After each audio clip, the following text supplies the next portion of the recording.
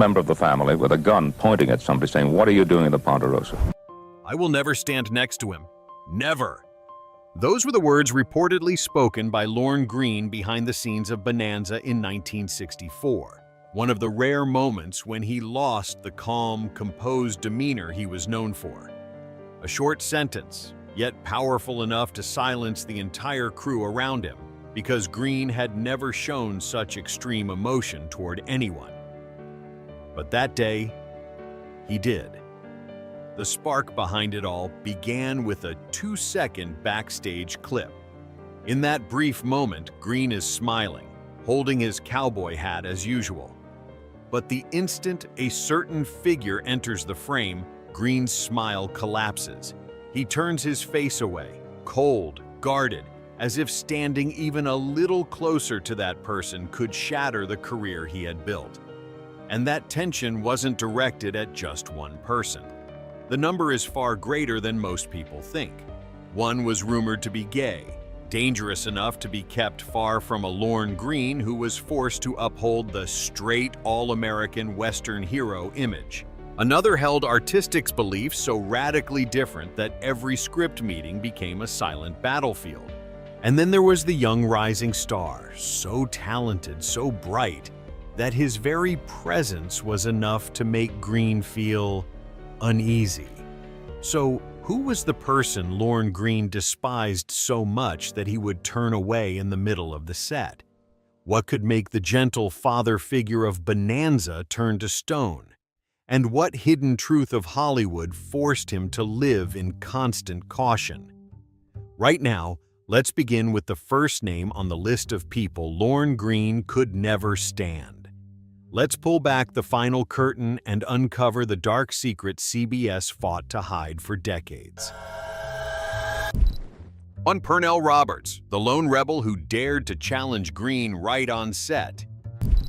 Midway through season 5 of Bonanza, at a time when all of Hollywood believed the show had finally reached a period of stability, a script meeting took place under a suffocating tension so heavy it could freeze every emotion in the room.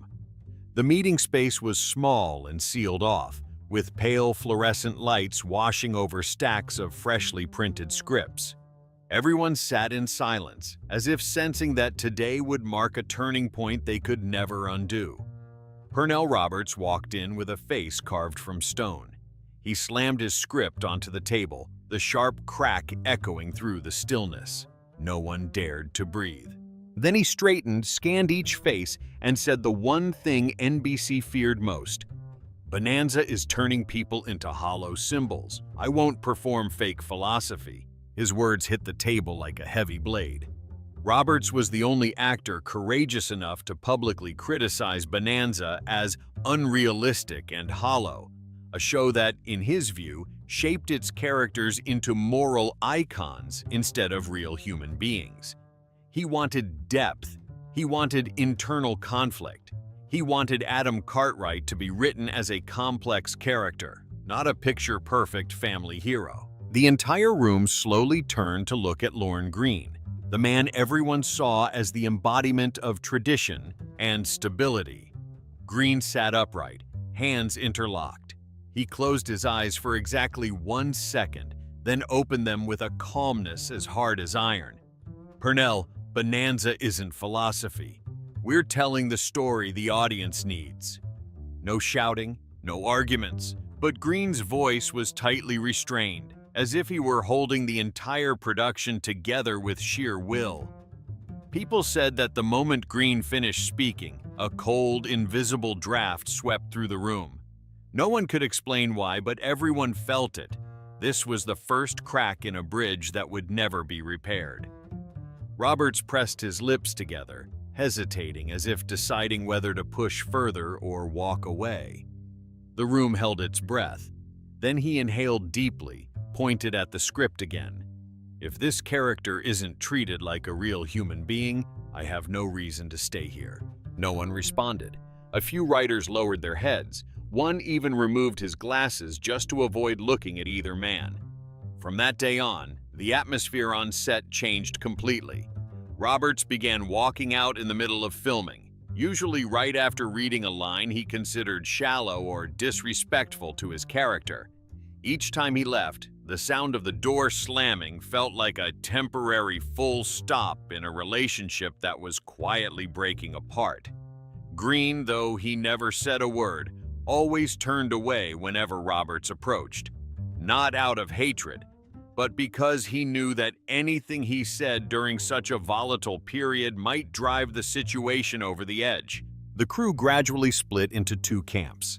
One side supported Roberts's push for artistic evolution, deeper characters, more realism, fewer glossy morals. The other stood behind Greene, defending stability, discipline, avoiding conflicts with CBS, and above all, protecting the formula that kept millions of American families watching every Sunday night. Roberts didn't hide his disappointment. He once muttered during lunch, "I want characters to live. They just want them to stand still like statues." Greene, on the other hand, always fell silent whenever Roberts' name came up. It wasn't agreement or contempt. It was the silence of a man trying desperately to hold the house together while someone else wanted to tear up the floorboards and build something new. Their clash wasn't personal. It wasn't about ego. It was philosophy versus survival. Roberts wanted art. Greene wanted Bonanza to endure. And Hollywood, ruthless as always, never allowed both truths to coexist. No hatred, no shouting, no insults, just two men walking along diverging paths, leaving behind a fracture still remembered as one of the most painful creative conflicts in 1960s Hollywood. But if the clash between Greene and Roberts was a war of ideology, the next story was far more dangerous, because it reached beyond art and struck directly at a secret Hollywood had buried for decades. A name that made the entire Western world uneasy: Rock Hudson. 2. Rock Hudson, the gender secret that made Greene afraid to stand next to him even for a second. A lighting technician recalled, "Greene was completely relaxed until Rock Hudson walked in. Just a few seconds, but he froze like someone had squeezed the air out of his chest." That was how people described Lorne Greene's lack of enthusiasm, or rather his discomfort, when he was forced to absorb an energy that felt, in my opinion, like true torment for him. That day, the NBC set was busier than usual. Technicians were adjusting lights, costume staff rushed back and forth preparing for a charity photo shoot featuring a lineup of Hollywood A-listers. Lorne Greene stepped onto the set with his familiar calm smile, cowboy hat in hand, looking exactly like the gentle, steady father figure adored by millions of American viewers. But no one could have guessed that a moment lasting only a few seconds would become a controversy whispered about for decades.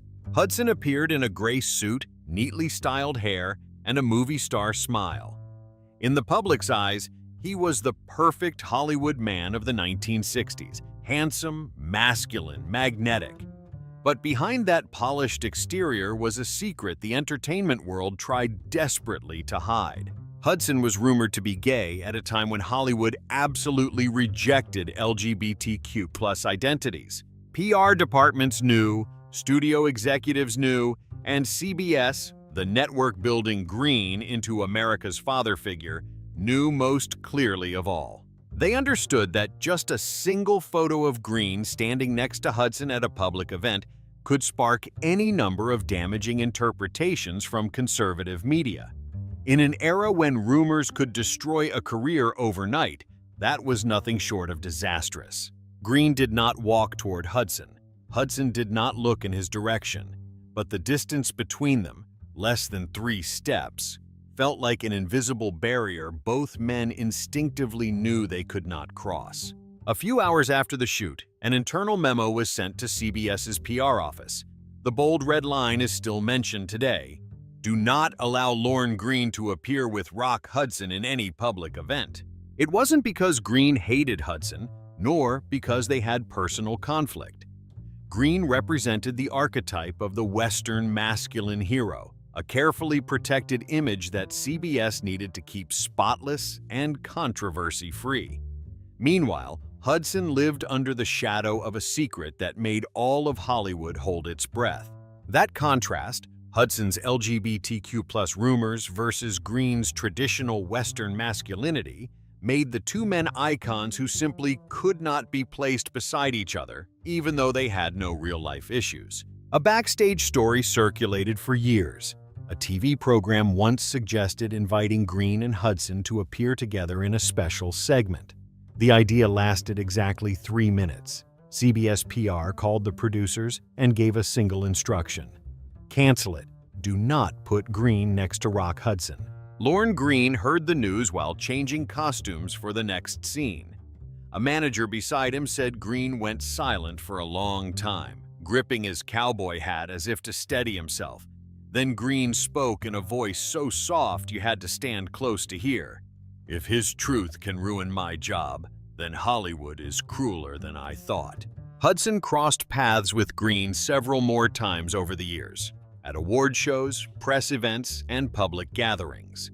Each time, Greene stepped aside, pretending to adjust his tie, his hair, or offering a polite nod to someone else. Not because he feared Hudson, but because he feared a single camera flash capturing a moment CBS could not control. And from that avoidance, Hollywood began crafting its own stories. Greene was homophobic. Greene disliked Hudson. Greene couldn't stand the handsome star. But those close to Greene always insisted. He did not hate Rock Hudson. What he hated was the world that forced both of them onto opposite sides of a battle neither man ever chose. Hudson merely passed through Greene's life as a Hollywood secret he was never allowed to touch. But there was another man, one who stood beside Greene every day, every scene, every season, and he was the one who made Greene feel his throne tremble for the first time. 3. Michael Landon, the greatest threat to Greene's authority. Except for the people on the set, few understood the complicated truth hidden behind Lorne Greene's gentle smile whenever he appeared next to Michael Landon in promotional posters. Behind that father-son image full of emotion was a subtle power struggle that only those present on set could truly feel. From the moment Michael Landon arrived, he was already something entirely different. He was young, handsome, bursting with energy, and, most importantly, talented to the point that CBS saw in him a future even brighter than anything Bonanza had achieved. When Landon began writing scripts, directing rehearsals, suggesting camera angles, and even adjusting other actors' dialogue rhythms, many quietly realized that Bonanza was entering a new era. But not everyone was ready for that. Lorne Greene, the central face, the soul of the Cartwright family, started to feel his position shaking little by little. A writer recalled that sometimes Greene would sit in a wooden chair in the corner of the set, flip through pages of a new script, and let out a faint sigh. Not because he feared being replaced, but because he feared Bonanza would lose its original spirit, the warmth, the tradition, the simple humanity that had made millions of American families love it.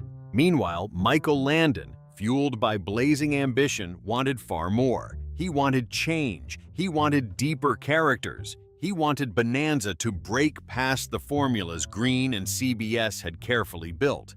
Tension quietly simmered when Landon repeatedly revised scripts without going through the director.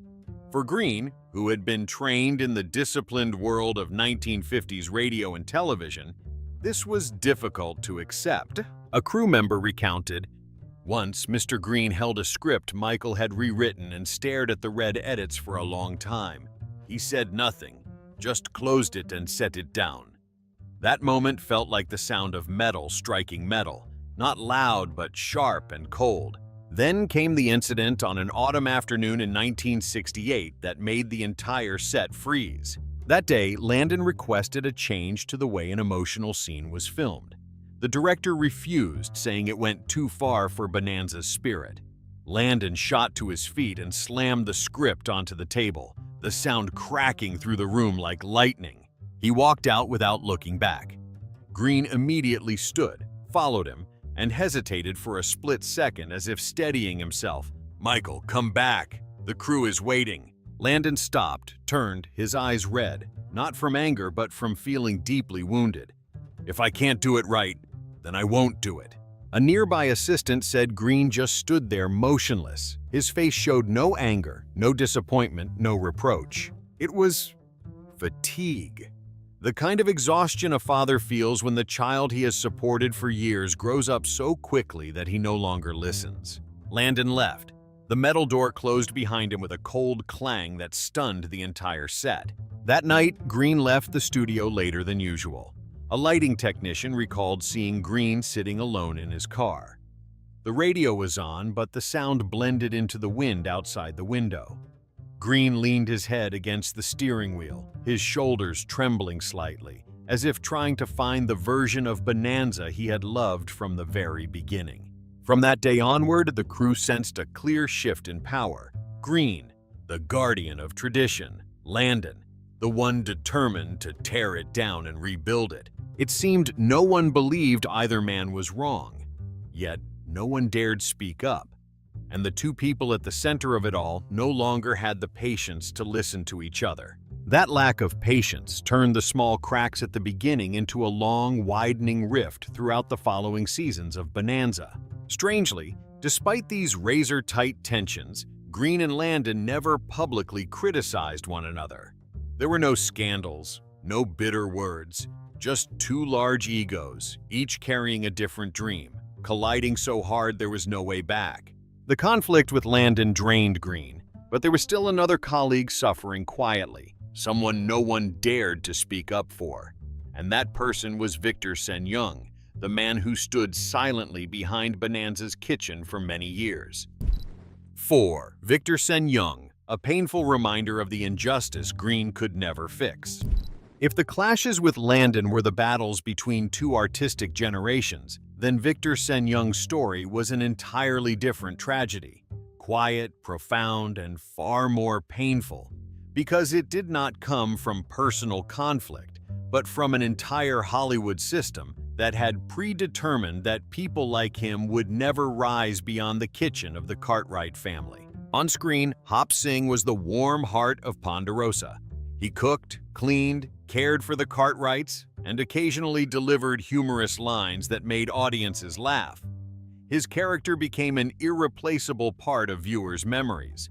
But in real life, Victor Sen-Yung, the man who poured his soul into giving Hop Sing warmth, had to endure the harsh, unspoken rules Hollywood imposed on Asian actors. A crew member once said, "Victor was loved, but being loved didn't mean he was respected as a real actor." CBS kept Victor in a predetermined safe zone: kitchens, labor, comic relief, the lower-tier roles Hollywood often assigned to Asians.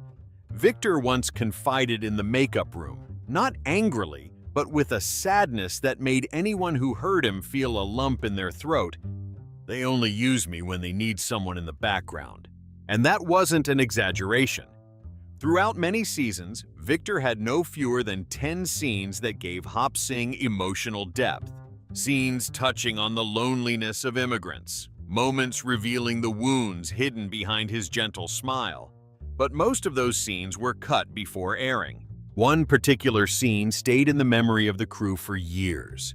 That day, Greene and Victor performed a rare, intimate moment in which Hop Sing spoke about his early days in America, his longing for his family, and the feeling of being treated as an outsider in the very home he served. Greene listened with quiet gratitude. It was the first time Hop Sing had been written as a fully realized human being. But the scene never aired. CBS removed all 12 minutes of it with a single line in the internal report: "Not suitable for the all-American Western spirit." Victor received the news just after removing his makeup. He stood still, gripping the memo tightly, eyes fixed on the floor as if someone had drained the air from his lungs. Greene, standing a few meters away, also fell silent. Both men were kind, both devoted, yet trapped in a racial system neither had the power to dismantle. Greene approached and gently placed a hand on Victor's shoulder. Victor turned to him and whispered, "If I were white, maybe I would have had a different fate." Greene was truly shaken by those words. But what stunned him most was not the cruelty of the truth itself. It was knowing that even with all the influence he had as the show's star, he could not change anything. Several of Hop Singh's best scenes were cut without mercy because CBS feared that an Asian character with too much depth would disrupt the Western spirit. And Victor continued acting, continued smiling, continued returning to Ponderosa's kitchen every day as if it were the only place Hollywood allowed him to exist. The crew said Greene was always professional, always kind to Victor, but kindness alone was not enough to fight a system designed to keep people like Victor at the bottom of the hierarchy. Greene didn't defend him, not out of disregard, but because he understood the darker truth. If he spoke up, Victor's scenes would be cut even further. If he pushed back, Greene himself could face warnings from CBS. 1960s Hollywood was not a place where goodness could speak freely. Years later, an NBC editor reflected, "There was no hostility between Greene and Victor, only silence, a silence born from the fear of losing your job and from the tragedy of a time not yet ready to hear the story of an Asian man." The injustice Victor faced was only one small fragment of Hollywood's racial landscape, and that landscape became its most turbulent when we arrive at the next name, Sammy Davis Jr. Sammy Davis Jr., the black entertainer who shook Greene's white Western world. Sammy Davis Jr., a member of the Rat Pack, was one of the most prominent black entertainers during an era dominated by white Hollywood. He was a singer, actor, and all-around performer, but also a target of countless prejudices. At the very time Greene was becoming America's family icon, Sammy stood in the center of the civil rights movement, openly criticizing the injustices embedded within the entertainment industry. And that alone made him and Greene two opposing symbols, even though they had never met in person. "If I walked into Bonanza, they'd shoot me before I even opened my mouth." Sammy said this during a comedy show in the 1960s in front of hundreds of viewers. The audience burst into laughter, but it was a strained kind of laughter because everyone knew he was telling the truth. In the idealized Western town that Bonanza portrayed, black people did not exist. Why? Because Hollywood believed that the white Western image was what white audiences wanted to see. And in that era, black and white were colors that the industry insisted must remain on opposite sides. Sammy became a historical thorn for producers, not because he caused trouble, but because he forced Hollywood to confront a truth it desperately wanted to hide. Years after Bonanza became a national hit, a group of fans wrote to NBC suggesting Sammy Davis Jr. appear as a guest star. CBS's response had only 3 words: not market appropriate. That answer sounded eerily similar to the fate Victor Sen Young had suffered, didn't it? In an internal meeting, one supervisor stated bluntly, "Western audiences won't accept a black actor in the Cartwright town." No one mentioned Greene in that decision. But the image he carried, the father of Ponderosa, unintentionally placed him at the center of debates he never created. Sammy once said in an interview, "The West in those shows isn't the West I know. It's a place where they erase us so the story becomes easier to swallow." The truth is, Greene and Sammy never had real conflict, but they were placed on opposite sides of a far larger battle. One side, the white Western icon, representing order, family, and American tradition. The other, the face of the civil rights movement, daring to question the injustices hidden beneath Hollywood's glamorous surface. When Greene was asked in an interview, "What do you think of racial diversity in Western films?" he gave a gentle smile and answered cautiously, "Western reflects a certain time period. We simply recreate history." It was a safe answer, but one that critics debated for decades afterward. Sammy, however, did not remain silent. He stepped on stage, looked directly into the camera, and said, "A black man can't play a town resident. Don't tell me that's history. That's fear." His words were a punch, not aimed at Greene, but at Hollywood itself, and his voice became a call for justice, demanding space in a world where black people were never allowed to set foot in Ponderosa, the clearest proof of the racial divide of that era. The life of Lorne Greene was not only the making of a television legend, but also a reminder of the harsh price people under the spotlight must pay. A calm, composed man with a warm smile for the public. Yet behind that perfect image were battles he never chose to fight.